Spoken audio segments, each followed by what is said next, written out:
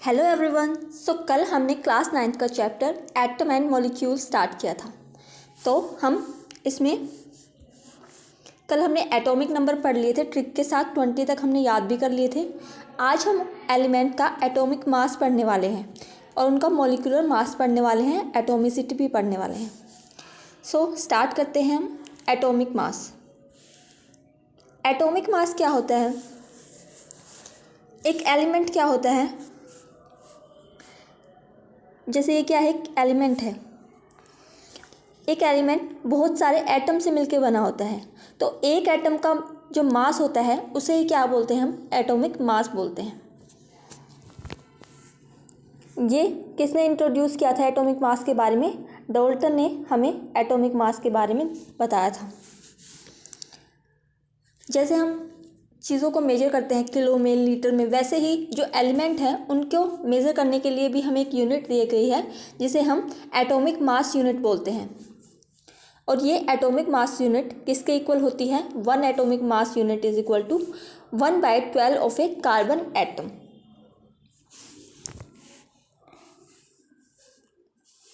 जैसे ये क्या है, एक कार्बन का एलिमेंट है, इसको हमने 12 पार्ट में डिवाइड कर दिया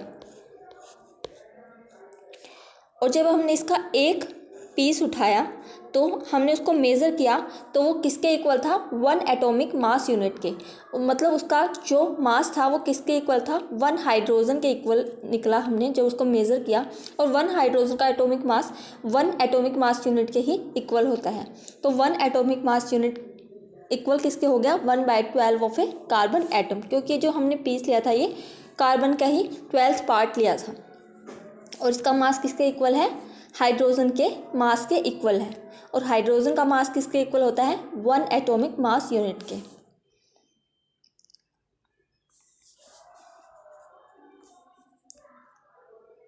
अब है एटॉमिक मास क्या होता है।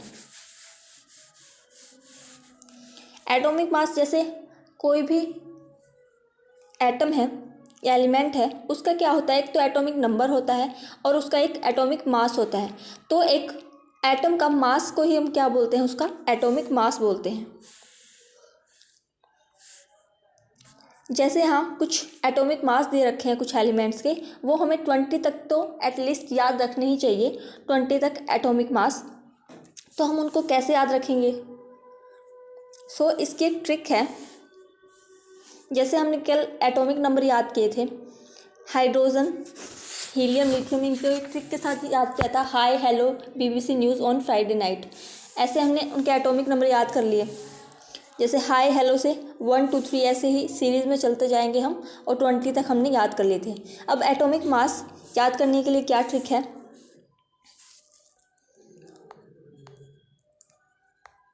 जैसे ये एलिमेंट होते हैं, कुछ का एटॉमिक नंबर तो इवन होता है और कुछ एलिमेंट का ओड होता है। जैसे हाइड्रोजन का फर्स्ट नंबर पे आता है तो इसका एटॉमिक नंबर 1 है तो ये ओड है। उसके बाद हीलियम है, उसका एटॉमिक नंबर 2 होता है तो वो इवन है। तो इवन और ओड होते हैं इनके एटॉमिक नंबर। तो जिनका एटॉमिक नंबर इवन होता है उनका अगर हमें एटॉमिक मास निकालना है तो हम क्या करेंगे? उनके एटॉमिक नंबर को 2 से मल्टीप्लाई कर देंगे। और अगर कोई एलिमेंट है जिसका एटॉमिक नंबर ओड है तो हम उसका मास नंबर कैसे निकालेंगे? उसका जो एटॉमिक नंबर है उसको 2 से तो क्या कर देंगे? मल्टीप्लाई कर देंगे और उसके बाद उसमें +1 ऐड कर देंगे। तो हमारा ओड एलिमेंट का क्या निकलाएगा? Atomic mass. जैसे हम एग्जांपल लेके देख सकते हैं। जैसे हमारे पास हीलियम है, हीलियम का एटॉमिक नंबर कितना होता है? 2 होता है। एटॉमिक नंबर 2 है तो ये किस कैटेगरी में आएगा? इवन में आएगा। और इवन के लिए हमें क्या निकालना है? एटॉमिक मास कैसे निकालते हैं इवन नंबर के लिए? उसको 2 से मल्टीप्लाई कर देते हैं।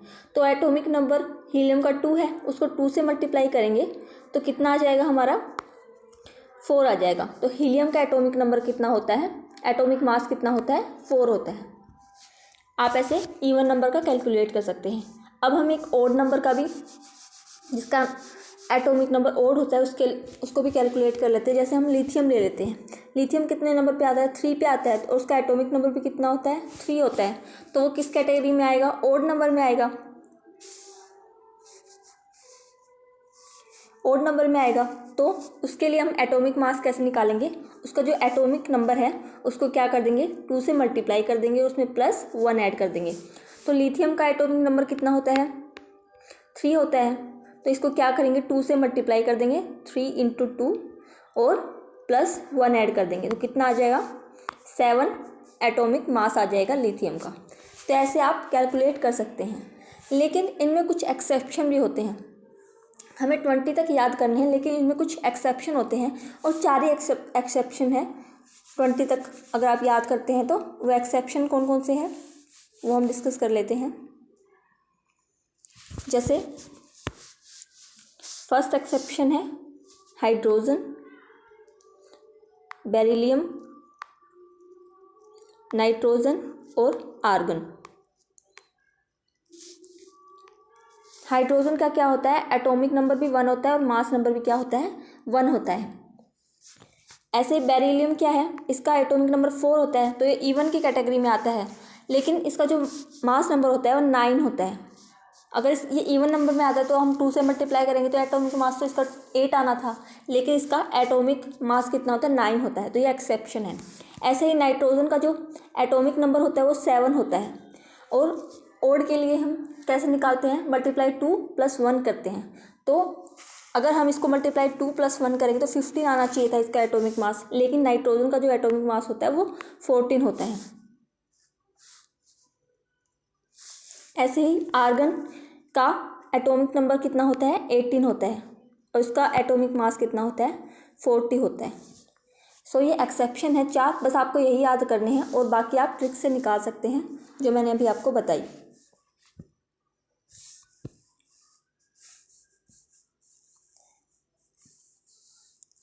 अब जो एटम है वो किस फॉर्म में एग्जिस्ट करते हैं हमें वो डिस्कस करना है। तो एटम क्या होते हैं, कुछ एटम ऐसे होते हैं जो सिंगल एग्जिस्ट करते हैं, मतलब वो अकेला रहना पसंद करते हैं। कुछ एटम ऐसे होते हैं जो मॉलिक्यूल बना लेते हैं, दो मतलब जुड़ जाते हैं, कंबाइन हो जाते हैं। जैसे हीलियम, जैसे दो जुड़ जाते हैं, जैसे ऑक्सीजन मिलके O2 बना लेते हैं। और कुछ ऐसे होते हैं जैसे अगर 3 ऑक्सीजन मिल जाए तो O3 बना लेते हैं। तो एटम कैसे एग्जिस्ट करते हैं हमें उसके बारे में बात करनी है। तो कुछ ऐसे एलिमेंट हैं जो क्या करते हैं, फ्रीली एग्जिस्ट करते हैं, वो किसी के साथ भी कंबाइन नहीं करते। जैसे उसके एग्जांपल क्या है, नोबल गैसेज एटम है, जैसे ये helium, neon, argon, krypton, xenon, radon. ये क्या है, केमिकली इनर्ट है और ये सिंगली एग्जिस्ट करते हैं, मतलब ये कभी भी कंबाइन नहीं होंगे। हम हीलियम को कभी भी He2 नहीं लिख सकते। ऐसे ही जो ये नोबल गैस है इनको कभी भी कंबाइन नहीं कर सकते किसी और के साथ, ये हमेशा हमें सिंगल ही देखने को मिलते हैं। अब एटम क्या है, वो कंबाइन होकर मॉलिक्यूल्स बना सकते हैं और आयंस भी बना सकते हैं। अभी मॉलिक्यूल्स तो आपको पता है कि जैसे दो एलिमेंट मिल जाएंगे तो क्या बना देते हैं, वो मॉलिक्यूल बना देते हैं। जैसे हाइड्रोजन, दो एलिमेंट हाइड्रोजन के और एक ऑक्सीजन का मिलकर क्या बनाते हैं, H2O बना लेते हैं, तो वो क्या बना लेते हैं, कंपाउंड बना लेते हैं। वैसे ही जैसे दो ऑक्सीजन मिलकर क्या बना लेते हैं, O2 गैस बना लेते हैं।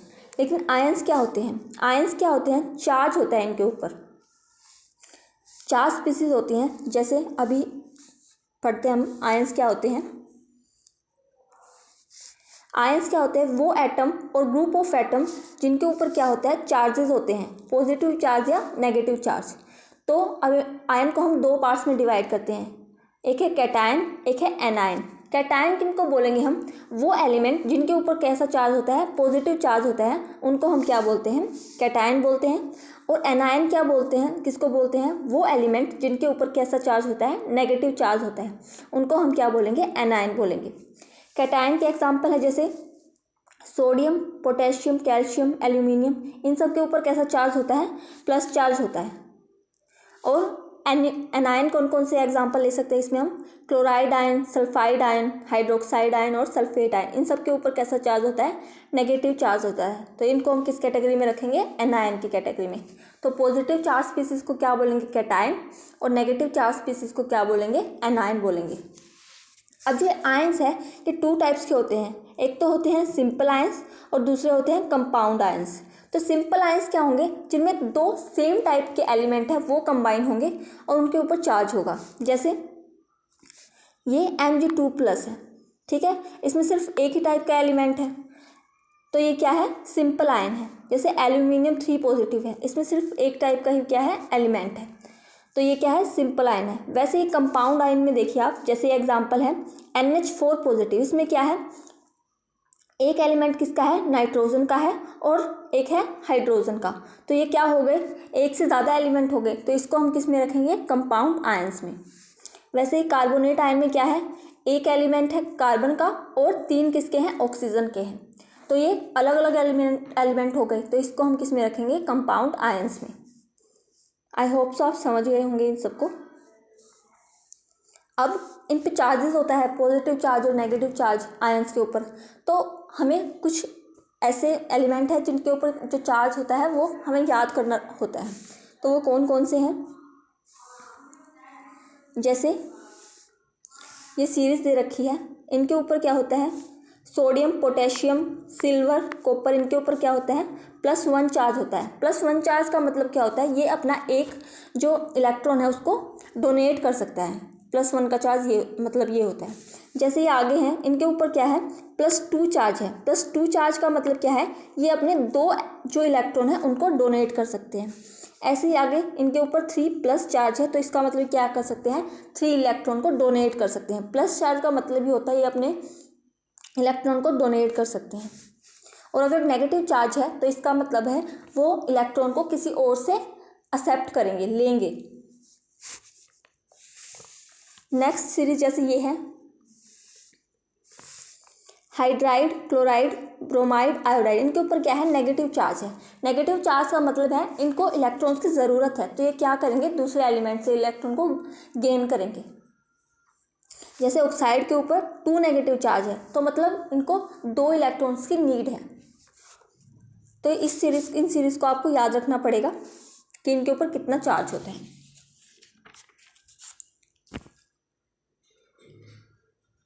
सो हम पढ़ लेते हैं सबके ऊपर कितना कितना चार्ज होता है ताकि आपको ये याद रहे। तो सोडियम के ऊपर कितना चार्ज होता है, +1, पोटेशियम के ऊपर भी +1, सिल्वर के ऊपर +1, कॉपर के ऊपर भी +1। आगे जो दे रखे हैं उनके ऊपर सबके ऊपर +2 चार्ज होगा। आगे एल्यूमिनियम और आयरन के ऊपर +3 चार्ज होगा। अब जो सेकंड है, इसमें हाइड्रोजन के ऊपर +1 चार्ज होता है, और जो बाकी के नीचे है हाइड्राइड, क्लोराइड, ब्रोमाइड, आयोडाइड, इनके ऊपर -1 चार्ज होता है। ऑक्साइड और सल्फाइड के ऊपर -2 चार्ज होगा और नाइट्राइड के ऊपर -3 चार्ज होगा।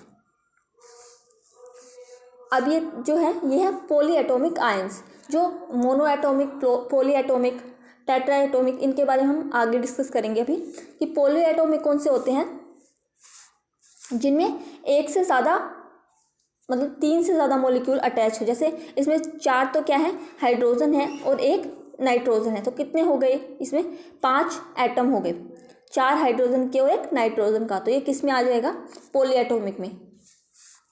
अब इनके ऊपर चार्ज कितना होता है, जो पॉलीएटॉमिक आयंस है, इनके ऊपर अमोनियम के ऊपर +1, हाइड्रोक्साइड के ऊपर -1, नाइट्रेट के ऊपर -1, हाइड्रोजन कार्बोनेट के ऊपर -1, कार्बोनेट के ऊपर -2, सल्फाइड के ऊपर -2 और सल्फेट के ऊपर -2 और फॉस्फेट के ऊपर -3। तो ये चार्ज आपको याद रखने हैं। अभी हम पढ़ेंगे मॉलिक्यूल्स क्या होते हैं। सो मॉलिक्यूल्स के बारे में मैंने आपको बताया, जैसे 2 एलिमेंट कंबाइन होकर क्या बनाते हैं, मॉलिक्यूल बनाते हैं। 2 या 2 से ज़्यादा अगर कंबाइन होंगे, केमिकली कंबाइन होंगे, तो वो क्या बनाएंगे, मॉलिक्यूल्स बनाएंगे, और उनके बीच में जो फोर्स होगा वो होगा अट्रैक्टिव फोर्स। सो ये 2 टाइप के होते हैं, एक तो होते हैं मॉलिक्यूल ऑफ एलिमेंट और दूसरे होते हैं मॉलिक्यूल ऑफ कंपाउंड। अगर सेम टाइप के एलिमेंट कंबाइन होंगे, जैसे ये हमारा H2 है, 2 हाइड्रोजन के एलिमेंट आपस में कंबाइन हो रहे हैं, तो दोनों सेम है, हाइड्रोजन हाइड्रोजन, तो इनको बोलेंगे हम मॉलिक्यूल्स ऑफ एलिमेंट, मतलब सेम टाइप के हैं इसमें। ऐसे ही जैसे यहाँ पे क्या है, ऑक्सीजन है, 2 ऑक्सीजन है, दोनों क्या है, सेम है, तो इनको हम क्या बोलेंगे, मॉलिक्यूल्स ऑफ एलिमेंट। ऐसे ही मॉलिक्यूल ऑफ कंपाउंड क्या होता है, जब एलिमेंट क्या हो, सेम टाइप के ना हो, डिफरेंट हो दोनों, तो हम क्या बोलते हैं उनको, मॉलिक्यूल्स ऑफ कंपाउंड। जैसे इसमें देखिए, एक कार्बन का मॉलिक्यूल है और 2 ऑक्सीजन के हैं, ऐसे ही H2O जो हम वाटर बनाते हैं उसमें क्या होते हैं, 2 हाइड्रोजन के एलिमेंट होते हैं और एक ऑक्सीजन का एलिमेंट होता है। तो ये क्या बन गया, कंपाउंड बन गया। तो इसे हम क्या बोलेंगे, molecule of compound.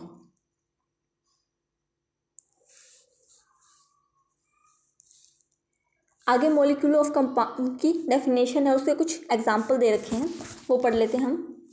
Molecule of compound में क्या होता है, 2 या 2 से ज़्यादा एटम एलिमेंट कंबाइन होते हैं डेफिनेट प्रोपोर्शन में, मतलब उनके जो प्रोपोर्शन होंगे वो जिस रेशियो में कंबाइन करते हैं वो फिक्स होगी। जैसे हाइड्रोजन और ऑक्सीजन, हमें वाटर बनाना है तो हाइड्रोजन और ऑक्सीजन की रेशियो हमें कितनी लेनी है, 1:8 लेनी है, तभी क्या बनेगा, वाटर बनेगा। जैसे अमोनिया है, अमोनिया में हमें नाइट्रोजन की 40:3 लेनी पड़ेगी, नाइट्रोजन और हाइड्रोजन की रेशियो, तभी क्या बनेगा, अमोनिया बनेगा। वैसे ही कार्बन डाइऑक्साइड है, कार्बन में हम 3 लेंगे और ऑक्सीजन हम 8 लेंगे, तो 3:8 लेंगे। नेक्स्ट टॉपिक है एटोमिसिटी। एटोमिसिटी क्या रेफर करता है, number of atom present in a single molecule of an element, उसी को क्या बोलते हैं हम, एटोमिसिटी। मतलब एक मॉलिक्यूल में कितने नंबर ऑफ एटम प्रेजेंट है उसको हम उसकी क्या बोलेंगे, एटोमिसिटी बोलते हैं। और एटोमिसिटी को हम नंबर से डिनोट करते हैं। जैसे मोनो एटोमिक क्या होंगे, जिसमें सिर्फ एक ही एटम प्रेजेंट होगा, उसे हम बोलेंगे मोनो एटोमिक। जैसे इसके एग्जाम्पल हमने पढ़े थे, नोबल गैस। नोबल गैस क्या होती है, सिंगली एग्जिस्ट करती हैं, हीलियम, नियोन, क्रिप्टोन एट्सेट्रा, तो वो क्या है, मोनो एटोमिक है। अब डाई एटोमिक कौन से होंगे, जिनमें 2 एटम कंबाइन करेंगे, जैसे ऑक्सीजन मिलके O2 बनाती हैं, तो उनको हम क्या बोलेंगे, डाई एटोमिक। ट्राई एटोमिक में क्या होते हैं, जैसे ऑक्सीजन के 3 मॉलिक्यूल मिल जाएंगे तो क्या बना लेंगे, O3 बना लेंगे, तो उसको हम बोलेंगे ट्राई एटोमिक। मतलब 3 एटम है ऑक्सीजन के, तो उसको हम बोलेंगे ट्राई एटोमिक। पॉली एटोमिक में क्या होगा, 3 से ज़्यादा एटम अगर कंबाइन हो रहे हैं तो उसे हम बोलेंगे पॉली एटोमिक। तो एग्जाम्पल डिस्कस कर लेते हैं हम। एग्जाम्पल में क्वेश्चन, मतलब पेपर में आपको क्वेश्चन आ सकता है कि आपको कोई भी एलिमेंट या कंपाउंड दे देंगे, मॉलिक्यूल दे देंगे, आपसे पूछ लेंगे मोनो एटोमिक है, डाई एटोमिक है या ट्राई एटोमिक है, या फिर इनकी एटोमिसिटी क्या है। और एटोमिसिटी हमें हमेशा नंबर में दिखाते हैं, 1 2 3 ऐसे दिखाते हैं। सो मोनो एटोमिक के एग्जाम्पल कौन कौन से हैं, noble gases, helium, argon, neon, krypton etcetera. ऐसे ही डाई एटोमिक में क्या होंगे, जैसे H2 है, ऑक्सीजन 2 मिल गई, क्लोरीन के 2 एलिमेंट मिल गए, तो क्या बन गए, डाई एटोमिक। डाई का मतलब ही 2 होता है, ऐसे ही मोनो का मतलब 1 होता है, और ट्राई का मतलब 3 होता है, और टेट्रा का मतलब 4 होता है, और पॉली का मतलब अगर 4 से ज़्यादा एटम है तो उनको हम बोलेंगे पॉली एटोमिक। तो ट्राई एटोमिक का एग्जाम्पल है ओजोन, और टेट्रा एटोमिक का एग्जाम्पल है फॉस्फोरस के अगर फॉस्फोर के 4 एलिमेंट मिलेंगे तब बनता है ये। ऐसे ही सल्फर के 8 एलिमेंट मिलेंगे तब बनेगा, और फुलरेंस जो कार्बन के 60 एलिमेंट मिलेंगे तब क्या होगा, फुलरेंस की फॉर्मेशन होगी। अब मॉलिक्यूल्स ऑफ कंपाउंड, ये तो थे मॉलिक्यूल ऑफ एलिमेंट, क्योंकि इनमें सब सेम टाइप के एलिमेंट है, कंपाउंड वो हो रहे हैं, कंबाइन हो रहे हैं। लेकिन मॉलिक्यूल ऑफ अ कंपाउंड में क्या होगा, डिफरेंट टाइप के जो एलिमेंट है वो कंबाइन होंगे। जैसे एग्जांपल है हाइड्रोजन क्लोराइड। हाइड्रोजन क्लोराइड में क्या है, एक हाइड्रोजन है और दूसरा क्लोरीन है, तो ये भी क्या है, डाई एटोमिक है। लेकिन ये किसका एग्जांपल है, कंपाउंड का एग्जांपल है, क्योंकि इसमें दोनों अलग अलग एलिमेंट प्रेजेंट है। वाटर में क्या है, 2 हाइड्रोजन है और 1 ऑक्सीजन है, और अमोनिया में क्या है, 3 हाइड्रोजन है और 1 क्या है, नाइट्रोजन है, तो इसको हम टेट्रा एटोमिक बोलेंगे। ऐसे ही कार्बन डाइऑक्साइड में क्या है, 1 कार्बन है और 2 ऑक्सीजन है, तो इसे हम ट्राई एटोमिक बोलेंगे। अब कुछ एग्जाम्पल है, उसमें आपको क्या बतानी है, एटोमिसिटी बतानी है इनकी कितनी होती है। तो जैसे फर्स्ट है ऑक्सीजन। अब ऑक्सीजन O2 में भी एग्जिस्ट कर सकता है और O3 में भी एग्जिस्ट कर सकता है, तो इसकी एटोमिसिटी क्या हो सकती है, 2 हो सकती है या फिर 3 हो सकती है। ऐसे ही फॉस्फोरस P4 में एग्जिस्ट करता है, तो इसकी एटोमिसिटी क्या है, 4 है। सल्फर क्या है, S8 में एग्जिस्ट करता है, तो इसकी एटोमिसिटी कितनी हो गई, 8 होगी। आर्गन हमेशा सिंगल एग्जिस्ट करता है, तो इसकी एटोमिसिटी 1 है। ऐसे ही कैल्शियम हाइड्रोक्साइड, इसमें कितने एटम कंबाइन है,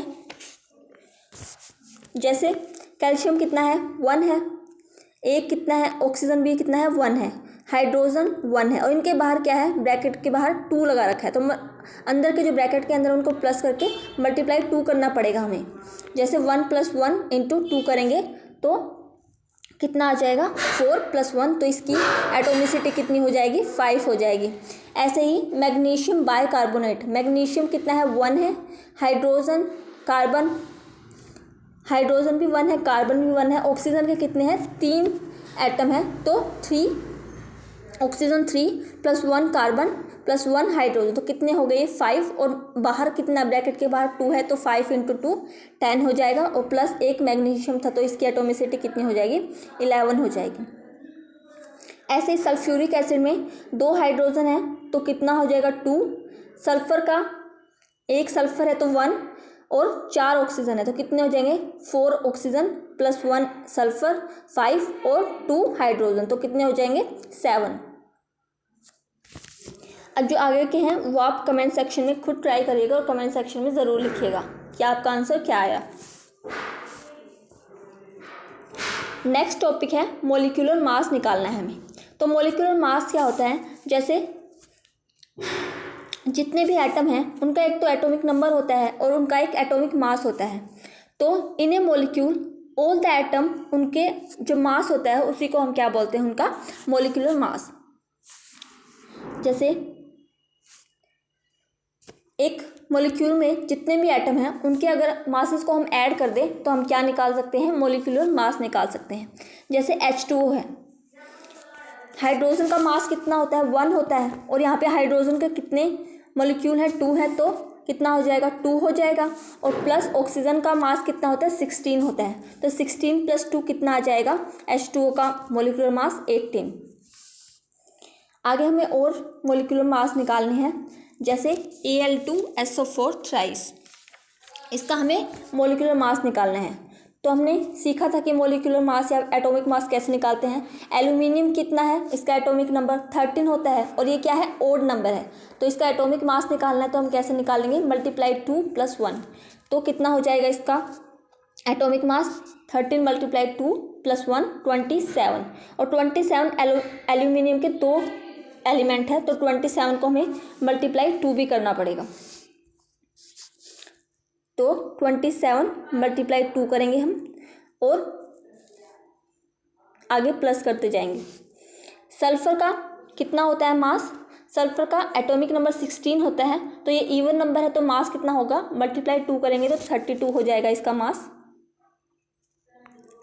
प्लस ऑक्सीजन का मास कितना होता है 16 होता है और इसके 4 एलिमेंट है तो 16 × 4 कितना हो जाएगा 64 और इसके ब्रैकेट के बाहर कितना है थ्राइस, मतलब जो ब्रैकेट के अंदर जितनी भी चीज़ है उसको हमें 3 से मल्टीप्लाई करना है।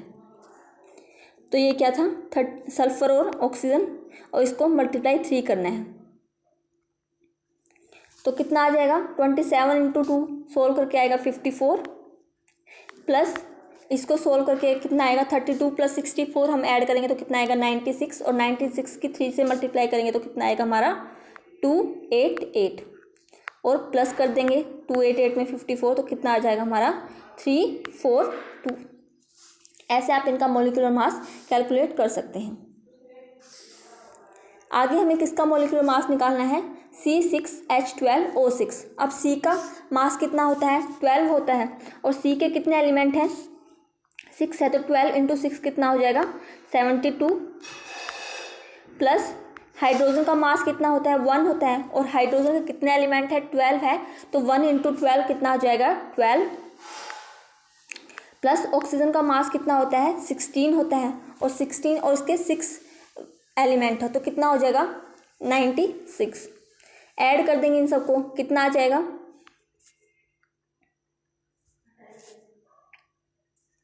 180 आ जाएगा हमारा आंसर। ये नेक्स्ट वाला, इसमें क्या करना है हमें कॉपर सल्फेट प्लस × 5, ये इंटू नहीं होता ये प्लस ही होता है, मतलब हमें 5 मॉलिक्यूल किसके लेने हैं H2O के लेने हैं। तो H2O कितना होता है इसका मोलिकुलर मास हमने कैलकुलेट किया था 18 होता है और मल्टीप्लाई में 5 है, तो 18 इंटू 5 90 हो जाएगा। तो इसका हमने कैलकुलेट कर लिया है, इसका मोलिकुलर मास 90 है। प्लस हमें कॉपर सल्फेट का भी निकालना है। कॉपर का जो एटॉमिक मास होता है वो आप याद रख लीजिएगा, वो होता है 63.5 होता है। बस इसको आप एक को याद रख लीजिएगा, बाकी तो हमने ट्रिक से समझ लिए कैसे निकालने हैं।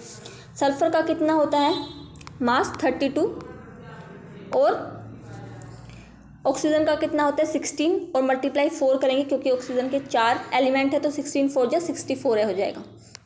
अभी इन सब को आप ऐड कर दीजिएगा और हम इसका मोलिकुलर मास ऐसे निकल जाएगा। आप खुद से ट्राई करके देखिएगा इन सब को दोबारा से। आगे और एग्जाम्पल है, हमें इनका भी मोलिकुलर मास कैलकुलेट करना है। जैसे नाइट्रोजन का मास कितना होता है 14 होता है और हाइड्रोजन का 1 होता है और 3 है, तो 1 इंटू 3 और प्लस 14 तो कितना आ जाएगा 17 आ जाएगा अमोनिया का मोलिकुलर मास। ऐसे ही नाइट्रिक एसिड में हाइड्रोजन पे मास कितना होता है 1 होता है, नाइट्रोजन पे 14 होता है और ऑक्सीजन का मास 16 होता है। 16 इंटू 3 करेंगे 48 प्लस नाइट्रोजन का 14 ऐड करना है और प्लस 1 ऐड करना है हाइड्रोजन का मोलिकुलर मास। तो ये सारे आप खुद से करके देखिएगा और कमेंट सेक्शन में इनका आंसर ज़रूर लिखिएगा कि आपका क्या आया सोल्व करने के बाद। अगर नहीं होता है तो आप कमेंट सेक्शन में लिख सकते हैं, मैं आपको ये करवा दूंगी।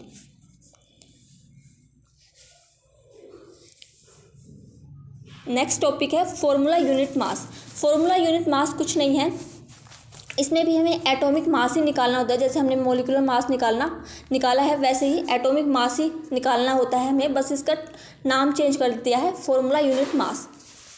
उसमें हम क्या कर रहे थे, मोलिकुलर मास में क्या निकाले थे, मास किसका निकाले थे, एलिमेंट का निकाले थे। इसमें हमें एटॉमिक मास ऑफ आयंस निकालना होता है। ये सेम ही है, हमें इनका जो मास होता है वही ऐड करना होता है। ऐसे हम कैलकुलेट कर सकते हैं। जैसे आगे हमें क्या निकालने हैं, एग्जाम्पल दे रखे हैं। जैसे हमें सोडियम क्लोराइड का क्या निकालना है, फॉर्मूला यूनिट मास। तो सोडियम है, सोडियम क्या है, इसका एटॉमिक नंबर कितना होता है 11 होता है, तो इसका मास कितना हो जाएगा, ये ओड नंबर है तो कैसे निकालेंगे हम मास, 11 मल्टीप्लाई 2 प्लस 1 तो कितना हो जाएगा 23। और क्लोरीन का जो मास होता है वो 35.5 होता है और ऐसे करके हम इनको ऐड करके निकाल सकते हैं फॉर्मूला यूनिट मास भी। तो कितना आ जाएगा हमारा 58.5। ऐसे आप बाकी का भी कैलकुलेट कर सकते हैं। जैसे कैल्शियम क्लोराइड है, कैल्शियम का आपको पता है एटॉमिक मास कितना होता है 40 होता है और क्लोरीन का 35.5 और इंटू 2 करेंगे, सबको ऐड कर देंगे तो हम इनका भी कैलकुलेट कर सकते हैं। तो आप ये तीनों ट्राई करके देखिएगा। आज के लिए बस इतना ही। और अगर आपको कोई भी डाउट हो तो आप कमेंट सेक्शन में लिख सकते हैं। और अगर आपको मेरी वीडियो पसंद आई हो तो please like share and subscribe my channel. Thank you.